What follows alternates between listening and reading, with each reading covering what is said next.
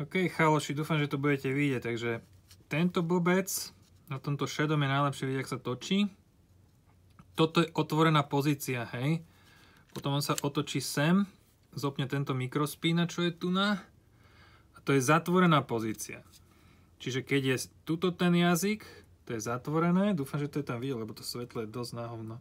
Čiže toto je zatvorené a toto má byť otvorené. Čiže teraz ja budem stlačať na kľúči. Kurva, to je silné svetlo. Ja budem stlačať na kľúči otvoriť a zatvoriť, hej.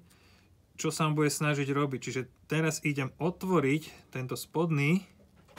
On to kokot zatvorí. Čiže on dostane signál elektrický nejak v tomto mozgu, alebo čo, opačne.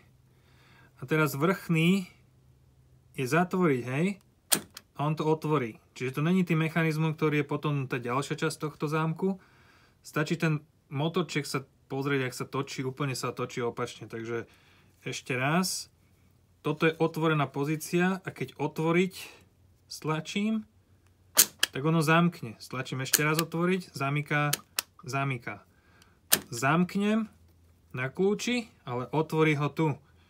Čiže on dostáva, neviem prečo, iný signál. Čiže s týmto ja nič nespravím. Bohužiaľ, to treba vymeniť ten celý ten mechanizmus. Mám ho pripravený, viem to vymeniť, už som aj vyskúšal, funguje dobre.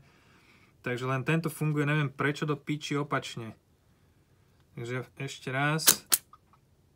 Toto kokotina to nevadí, to je nejaká pružinka. Teraz som ho zatvoril a on sa vlastne zamkol, teraz som ho otvoril a on sa zamkol. Čiže keď ho dám otvoriť, ten motorček sa snaží to točiť do opačnej strany, ako keby bol prepolovaný alebo Kereo Krista. Možno je to motorčekom.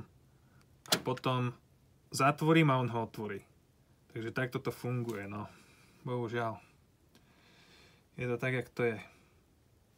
Možno keby som vymenil motorček, tak by sa to urobilo, ale neviem prečo by bol prepolovaný. Zaujímavé, no ale musím vymeniť celý ten mechanizmus, celý ten modul vlastne, tak aby ste vedeli.